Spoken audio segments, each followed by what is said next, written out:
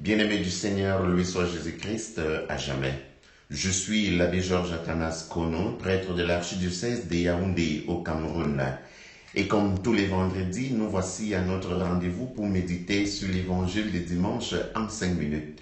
Et dimanche prochain, c'est l'Assomption, Marie élevée au ciel, avec son corps et son âme. À cette occasion, la liturgie nous propose l'épisode de la visitation.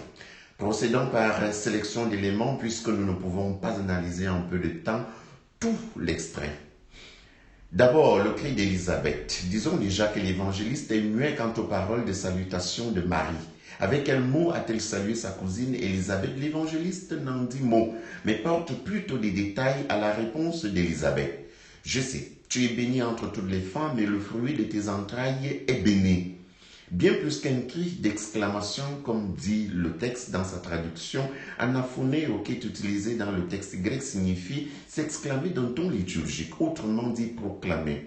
Donc les paroles d'Élisabeth ne sont pas un vœu de bénédiction comme dans le cas de Judith dans l'Ancien Testament. Et je cite, Osias dit à Judith, bénie sois-tu ma fille, par le Dieu très haut, plus que toutes les femmes qui sont sur la terre. Et béni soit le Seigneur Dieu, lui qui a créé les cieux et la terre. Nous sommes là dans Judith 13, 18. Dans le cadre de la visitation, les paroles d'Élisabeth sont le constat d'une bénédiction déjà effective et accomplie. Bien plus, Luc ne dit plus « Béni soit le Seigneur ton Dieu » comme chez Judith, mais plutôt « Béni soit le fruit de tes entrailles ». Et c'est là que se fonde toute la grandeur de Marie. Ses entrailles portent comme fruit le Seigneur Dieu. L'on comprend donc l'interrogation rhétorique d'Élisabeth qui se sent privilégiée d'une telle visite. D'où m'est-il donné que la mère de mon Seigneur vienne jusqu'à moi?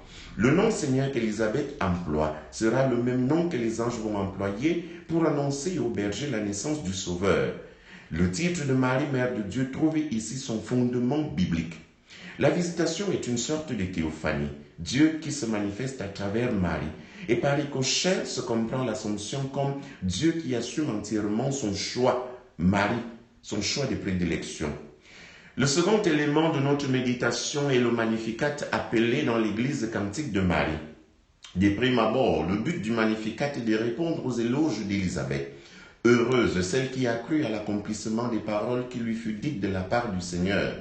Marie ne nie pas cette béatitude, mais la recadre dans une optique plus juste et humble. Ce qui est en train d'advenir n'est que don de la bonté de Dieu. Marie se présente donc comme le signe visible de l'amour gratuit de Dieu.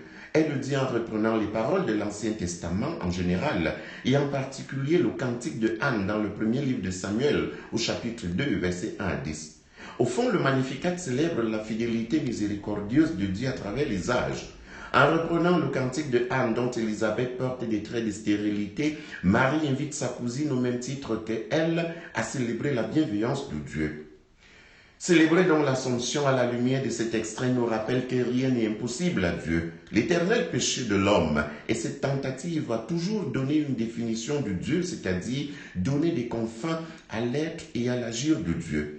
Que de fois a-t-on entendu dire que Dieu ne peut pas naître de sa créature, ou alors qu'un être humain qui est assumé au ciel avec son corps et son âme ne peut être vrai qu'en mythologie. Toute tentative de définition de Dieu nous ferme à la miséricorde.